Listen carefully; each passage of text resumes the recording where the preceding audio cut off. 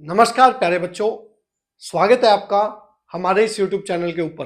तो आइए बात कर लेते हैं बच्चों, उसी सीरीज को आगे बढ़ाते हुए आज हम बात करेंगे मोल कंसेप्ट की, जो कि फिजिकल केमिस्ट्री का एक सबसे ज्यादा इंपॉर्टेंट टॉपिक रहने वाला है। क्योंकि आपको पता है फिजिकल केमिस्ट्री में 11th 12th नीट की बात करें तो टोटल 8 to 9 चैप्टर्स हैं और सबके अंदर मोल का जिक्र कहीं ना कहीं आपको अवश्य मिल जाएगा। तो आइए बात कर लेते हैं मोल्स की। तो मोल क्या बच्चों, बताता हूं।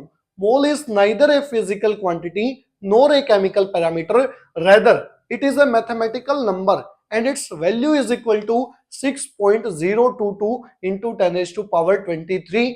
और इसी को आप बोलते हो ऑल्सो कोल्ड बच्चों एवोगैड्रो नंबर। क्या बोलते हो? एवोगैड्रो नंबर, जिसको रिप्रेजेंट किया जाता है कैपिटल एन और उसके नीचे ए से, जिसकी वैल्यू आपको बताई मैंने अभी अभी की वैल्यू क्या बच्चों 6.022 into 10⁻23 atoms, ions, molecules, entities और पार्टिकल्स। तो अब बात करते हैं कंसेप्ट की कि ये कंसेप्ट आया कहां से। सुनो, जैसे आपको पता है बच्चों, एक दर्जन के अंदर 12 क्वांटिटीज फिक्स है। 12 क्वांटिटीज फिक्स है। ऐसे ही एक मोल में क्या फिक्स है सर? एक मोल में फिक्स है बच्चों 1 mole is equal to 6.022 into 10⁻23 atoms, ions, molecules या पार्टिकल्स। ये सारी क्वांटिटीज फिक्स हैं, जिसको बोलते हो एवोगैड्रो नंबर। तो बात करते हैं एग्जांपल्स की। जैसे एक दर्जन बनाना है तो आपके दिमाग में क्या आएंगे? 12 बनानास। एक दर्जन पेन्स है तो आपके दिमाग में आएगा 12 पेन्स। एक दर्जन कार्बन एटम है तो आपके दिमाग में क्या आएगा? 12 कार्बन एटम। एक दर्जन O2 मोलिक्यूल्स है, आपके दिमाग में क्या आएगा? 12 O2 मोलिक्यूल्स। तो जैसे एक दर्जन में 12 क्वांटिटीज फिक्स है, ऐसे ही एक मोल का मतलब Na या फिर दिस वैल्यू। अब सुनो यहाँ पे देखो, 1 मोल बनाना यदि आया तो 1 मोल बनाना में आपका दिमाग में क्या आना चाहिए? 1 mole is equal to 1 into Na। तो 1 Na बनाना। 1 मोल पेंस आया तो 1 इंटू Na यानी कि पेंस। अब 1 मोल कार्बन एटम यदि आया बच्चों तो Na कार्बन एटम। अब यदि आपके पास आता है 1 मोल O2 मोलिक्यूल्स, ठीक है, तो यहाँ पे क्या आएगा? NaO2 molecules. तो यहां से आपके पास कंक्लूजन आ गया बच्चों। क्या कंक्लूजन आया? कि 1 mole is equal to 1 into Na या 1 Na।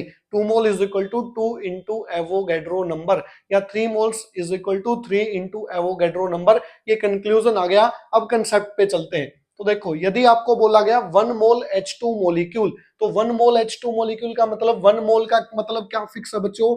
1 mole is equal to 1 into Na। तो यहाँ पे आप क्या लिख दोगे? 1 NaH2 मोलिक्यूल। और यदि 5 मोल है तो यहाँ पे 5 mole is equal to 5 multiply by NaH2 molecule. अब 1 मोल आपके हाइड्रोजन के एटम है तो देखो, पीछे कुछ भी वैल्यू हो आपको उससे कोई लेना देना नहीं है, चाहे एटम्स हो, आयंस हो, मोलिक्यूल्स हो, इलेक्ट्रॉन हो, प्रोटॉन हो, न्यूट्रॉन हो, कुछ भी हो, ठीक है। तो यहाँ पे आपको ये बात याद रखनी कि 1 mole is equal to 1 into Na। अब इसके बारे में भी डिटेल से चर्चा करेंगे। तो 10 mole is equal to 10 Na hydrogen atom. अब देखो 1 मोल आया CO2 का मोलिक्यूल, तो इसमें क्या होगा बच्चों? NaCO2 molecule. अब इसको ध्यान से समझो, 1 मोल CO2 मोलिक्यूल किसके इक्वल है? NaCO2 मोलिक्यूल के। अब देखो CO2 के मोलिक्यूल में कार्बन का कितना एटम बच्चों? 1। ऑक्सीजन के कितने एटम बच्चों? 2। और ऑक्सीजन के मोलिक्यूल कितने? 1। क्योंकि 2 ऑक्सीजन से मिलके एक मोलिक्यूल बनता है। तो सुनो यहाँ पे 1 मोल CO2 मोलिक्यूल किसके इक्वल है? Na कार्बन एटम के। यही बताया था अभी। अब नेक्स्ट 2 Na ऑक्सीजन एटम के। समझ पा रहे हो? अब नेक्स्ट NaO2 मोलिक्यूल के। तो उम्मीद आपको यहां तक कंसेप्ट समझ आ गया होगा। अब आगे चलेंगे बच्चों, मोल की डेफिनेशन से हम प्रूव करेंगे कि ये एवोगैड्रो वैल्यू आई कहां से। चलते हैं आगे।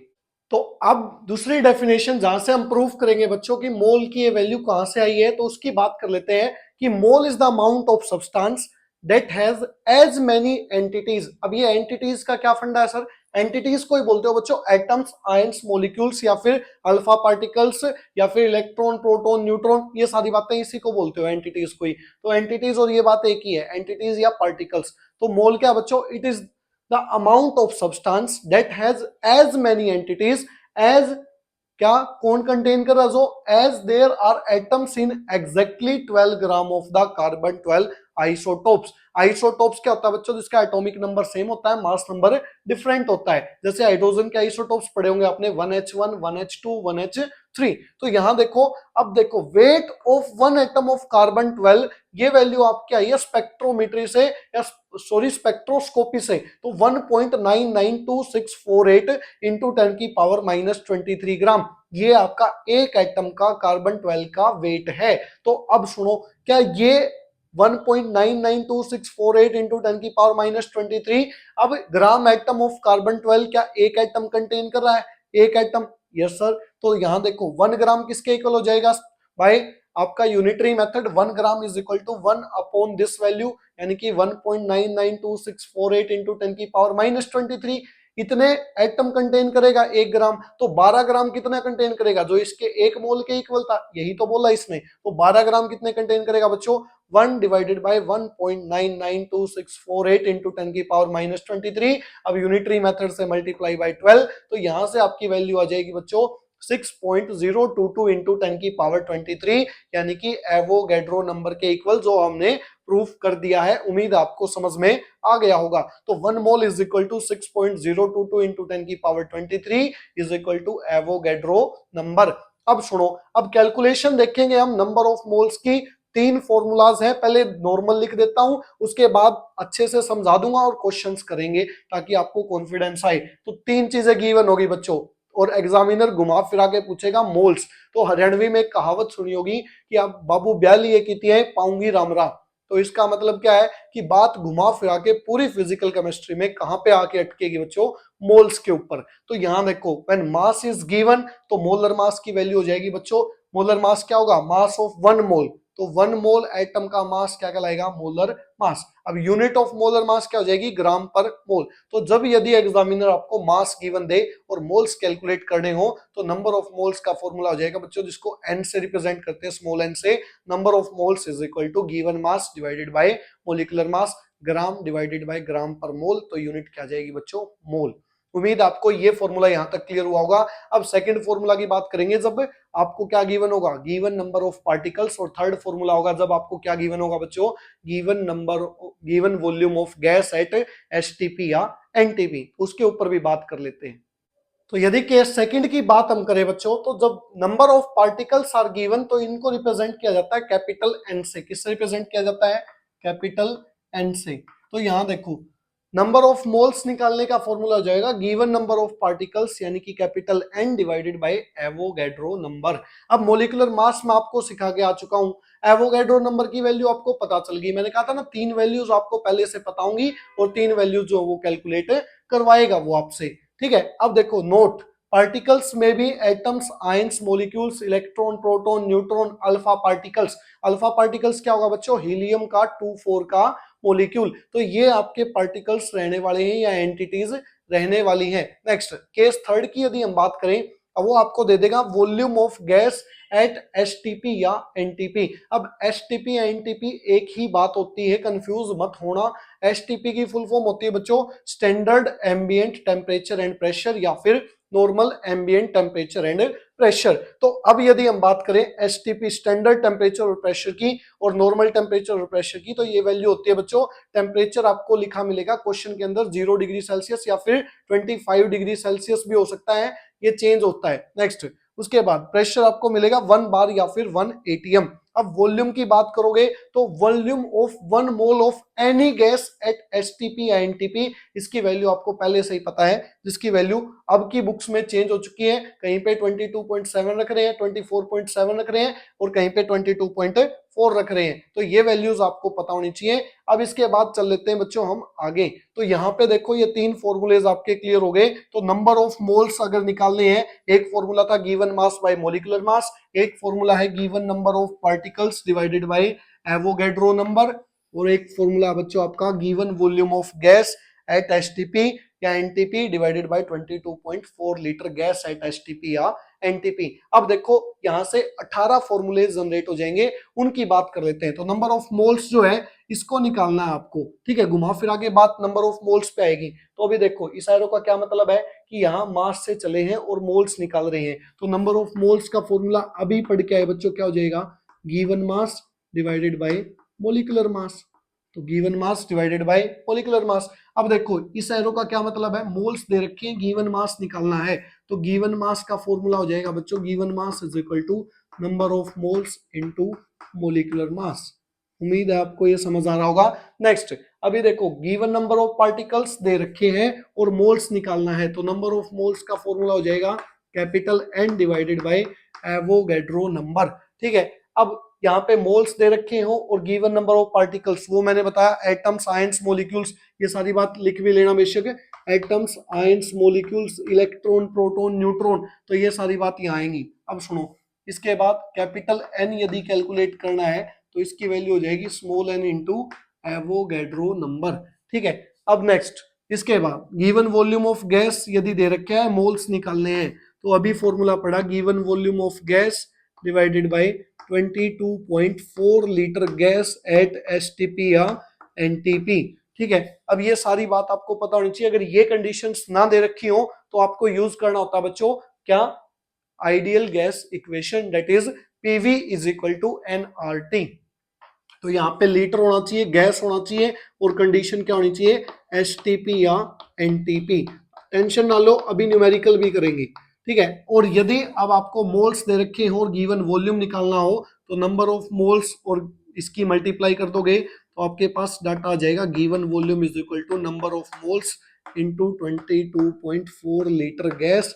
अब ये वैल्यू मैं कह रहा हूँ ना चेंज हो रखी है क्योंकि वहां पे एटमोस्फेरिक मतलब यहाँ पे डाटा चेंज है तो इसकी वजह से वैल्यू चेंज हो जाएगी। ठीक है, अब जिस क्वेश्चन को जैसे दे रखा हो वैसी वैल्यू आप पुट कर सकते हो। ठीक है, उम्मीद आपको यहाँ तक समझ आया होगा। तो इसके बाद न्यूमेरिकल करेंगे बच्चों मोल कंसेप्ट के ऊपर। अब यहाँ से देखो डाटा कैसे पूछा जाएगा, हो सकता है ये वैल्यू दे दे और ये पूछ ले, और हो सकता है ये वैल्यू दे दे ये पूछ ले, इंटर कन्वर्जन। तो पहले यहाँ से मोल निकालोगे, मोल से वॉल्यूम निकालोगे। हो सकता है ये वैल्यू दे के ये पूछ ले, तो यहाँ से पहले मोल्स पे जाओगे, मोल्स से मोलिकुलर मास गिवन मास। हो सकता है गिवन मास देके नंबर ऑफ पार्टिकल्स पूछ ले, हो सकता है ये देके ये पूछ ले, या ये देके ये पूछ ले, या ये देके वो, मतलब ऐसे इंटर कन्वर्जन आपको आने चाहिए। ये बिल्कुल इजीएस्ट पाथ है आपके क्वेश्चन सोल्व करने के लिए। तो उम्मीद है यहाँ तक आपको समझ आ गया होगा। अब बात कर लेते हैं बच्चों आगे नेक्स्ट टॉपिक इसी के न्यूमेरिकल्स के ऊपर, फिर इसके बाद calculation terms, stoichiometry, limiting reagent, access reagent और कंबशन रिएक्शंस, इनके ऊपर बात करेंगे और फर्स्ट चैप्टर अपना कंप्लीट हो जाएगा। तो इसके बाद बात करेंगे न्यूमेरिकल्स के ऊपर। तो अब बात कर लेते हैं बच्चों हम calculation of number of moles. अब ये सारे क्वेश्चंस अभी दो फॉर्मूलों पे ही लिए हैं, उसके बाद इंटर कन्वर्जन और फिर आगे चलेंगे। तो देखो पहले आपको फॉर्मूले याद है, number of moles given mass by molecular mass, second formula given number of particles bye Avogadro number, और थर्ड फॉर्मूला याद है बच्चों आपको given volume of gas divided by 22.4 litre gas at STP या एनटीपी। एसटीपी की condition 0 degree Celsius या फिर 273.15 kelvin ही होती है, और या फिर 1 एटीएम या फिर 1 बार। और रूम टेम्परेचर यदि अलग से पूछा जाए तो वो 25 डिग्री सेल्सियस होता है, 298 केल्विन। तो अब देखो गिवन मास दे रखा है तो नंबर ऑफ मोल्स निकालोगे, फॉर्मूला क्या रहेगा, given mass divided by molecular mass. तो यहाँ पे क्या आ जाएगा बच्चों आंसर, गिवन मास 12 ग्राम, मोलिकुलर मास कितना है बच्चों आपका ग्राम पर मोल में होता है, तो 2 ग्राम पर मोल। तो यहां से यूनिट आ जाएगी आपकी, कितना आंसर आ जाएगा बच्चों 6 मोल। ठीक है, नेक्स्ट उम्मीद है समझ आ रहा होगा। अब देखो 3.24 मिलीग्राम सुक्रोज, अब देखो ग्राम में वैल्यू ना देके मिलीग्राम में दे दी, इसी वजह से मैं आपको यूनिट कन्वर्जन सिखा के आया था। और 3.42 ग्राम मिलीग्राम है, मिलीग्राम को पहले ग्राम में कन्वर्ट कर लो, ये लो सर हो गया। अब इसके बाद शुगर का फॉर्मूला C12H22O11। अब मुझे तो फॉर्मूले का मोलिकुलर मास याद है, आप कैलकुलेट कर लेना, वो आ जाएगा 342 और ये आंसर आप सोल्व कर लेना। नेक्स्ट उसके बाद 1.8 ग्राम ग्लूकोज है, 1.8 ग्राम ग्लूकोज है, तो यहां से क्या आएगा बच्चों 1.8 ग्राम ग्लूकोज की फॉर्मूला C6H12O6, ये ग्राम पर मोल। तो यहां से यूनिट आ जाएगी बच्चों आपकी 1.8 डिवाइडेड बाय 180, आप सोल्व कर लोगे।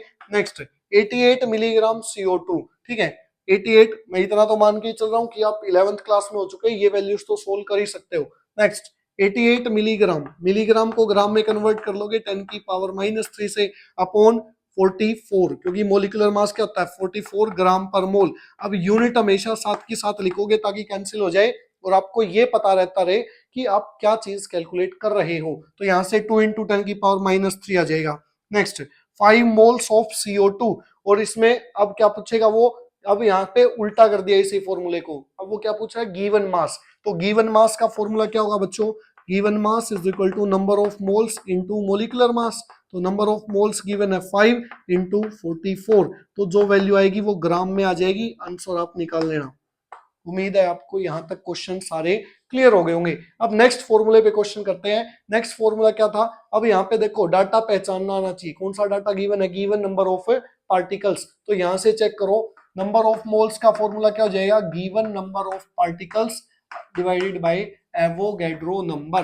तो एवोगैड्रो नंबर की वैल्यू 6.022 इंटू 10⁻23, तो ये वैल्यू प्लस के ऊपर जाके माइनस की, तो 1 इंटू 10⁻³ इतने CO2 के मोलिक्यूल्स के मोल्स आ जाएंगे। नेक्स्ट, अब यहाँ देखो डाटा वही सेम गिवन है, तो यहाँ पे number of moles is equal to 3.011 10⁻22 upon 6.022 into 10⁻23, यहाँ से कैलकुलेट करोगे 0.5 इंटू 10⁻⁻1, तो यहाँ से आप आंसर निकाल सकते हो, या 5 इंटू 10⁻⁻2। नेक्स्ट 1.5, तो नंबर ऑफ मोल्स 1.5 इंटू 10⁻24, अब यहाँ से 6 इंटू 10⁻23, ये डायरेक्ट लिख लेना। अब 1.5 इंटू 4 6 हो जाएगा, तो 1/4 0.25, और कैलकुलेट कर लेना, आंसर आ जाएगा। अब देखो, अब उसी फॉर्मूले के अंदर, ये तो हुई नंबर ऑफ मोल्स की बात, अब एटम्स पूछ ले, मोलिक्यूल्स पूछ ले, आयंस पूछ ले, उस पर बात करते हैं, क्योंकि मैक्सिमम बच्चे कंफ्यूज रहते हैं यहाँ पे। तो इन 3.42 ग्राम सैंपल, तो मैंने कहा था घुमा फिरा के सबसे पहले क्या कैलकुलेट करोगे यहाँ पे, नंबर ऑफ मोल्स। तो यहाँ पे नंबर ऑफ मोल्स का फॉर्मूला होगा बच्चों, given mass divided by molecular mass. तो 3.42 डिवाइडेड बाय ग्राम यूनिट दे रखी है, यूनिट पे फोकस कर लेना, 342, ये पॉइंट हटाओगे तो ये वैल्यू आ जाएगी 20, तो 1/100, 1/100 मतलब 0.01, तो यहाँ से आपके मोल्स आगे कितने आगे बच्चों, 0.01। तो या इसको आप डायरेक्ट 1/100 लिख लो, ताकि आपकी कैलकुलेशन और आसान रहती रहे। अब देखो मोल्स आ गई, अब टोटल नंबर ऑफ आइटम्स पूछा है। सुक्रोज का फॉर्मूला क्या होता है, C12H22O11, तो टोटल आइटम कितने हैं, 12 और 11 और 22, 45 हो जाएंगे, तो टोटल नंबर ऑफ आइटम्स। लेकिन पहले मोल्स निकले हैं, मोल्स से क्या निकलेंगे, आपके गिवन नंबर ऑफ पार्टिकल्स, मतलब किससे मल्टीप्लाई करोगे, 1/100 इंटू एवोगैड्रो नंबर। अब ये क्या आ गया सर, ये आ गए नंबर ऑफ पार्टिकल्स। अब उसने पूछा क्या है, टोटल नंबर ऑफ एटम्स, तो total number of atoms multiply by 45, तो ये आपका आंसर हो जाएगा। अब total number of carbon atom पूछे हैं, तो पहले क्या निकाल लोगे, मोल्स निकाल लिए सर। अब मल्टीप्लाई किससे, नंबर ऑफ पार्टिकल्स निकाल लोगे, मल्टीप्लाई बाय एवोगैड्रो नंबर। ठीक है सर, ये पार्टिकल्स आ गए। अब मल्टीप्लाई जो पूछा है, total number of carbon atom इसके अंदर कितने हैं, 12, तो यहाँ से मल्टीप्लाई कर दोगे 12 की। अब दोबारा फिर पूछा है टोटल नंबर ऑफ ऑक्सीजन के एटम, पहले निकालोगे moles multiply by Avogadro number, particles आ गए। अब ऑक्सीजन के एटम कितने हैं बच्चों, यहाँ पे 11, तो मल्टीप्लाई बाय 11, और यदि ऐसे ही हाइड्रोजन के एटम पूछे तो इंटू 22 कर दोगे। ये उम्मीद आपको सारे क्वेश्चंस क्लियर हो गए होंगे। अब बात करेंगे, एक और टॉपिक बचता है जिसमें आता है क्या, आपका वॉल्यूम। तो वॉल्यूम के ऊपर और फॉर्मूले देख लो, और वहां पे क्वेश्चन देख लो, आपके कंसेप्ट सारे क्लियर हो जाएंगे। तो देखो और क्वेश्चन देख लो, मान लो आपको दे दिया 4.48 सीसी, मैं यूनिट कन्वर्जन सिखा के आया था, of N2 gas at STP। इसके अंदर आपको मोल्स कैलकुलेट करने हैं एट STP या NTP। तो यहाँ पे नंबर ऑफ मोल्स यदि आप कैलकुलेट करोगे, ये क्वेश्चन आपका, तो नंबर ऑफ मोल्स का फॉर्मूला क्या था बच्चों, given volume divided by 22.4 litre gas eight STP या NTP। तो यहाँ पे 4.48 सीसी है, सीसी का मतलब होता है बच्चों ml, इसको लीटर में कन्वर्ट कर लोगे तो यहाँ से 22.4 लीटर, तो यहाँ से आपका सोल्व हो जाएगा क्वेश्चन, आप सोल्व कर सकते हो। उम्मीद है आपको मोल कंसेप्ट के ऊपर जितने भी न्यूमेरिकल्स थे जैसे भी बन सकते थे। अब देखो यदि यहाँ से मोल्स निकाल लिए, अब वो क्या पूछ ले कि इसका N2 का मास बता दो, मोल्स इंटू 28 कर दोगे, गिवन मास आ जाएगा। समझ पा रहे हो बच्चों, तो ये सारे कंसेप्ट आपको इंटर कन्वर्जन जितने भी क्वेश्चंस थे मोल पे जो पॉसिबिलिटी हो सकती थी मैंने सारे आपको बता दिए हैं। उम्मीद है आपको ये टॉपिक समझ में आ रहे होंगे। अभी नेक्स्ट बात कर लेते हैं नेक्स्ट टॉपिक की। धन्यवाद।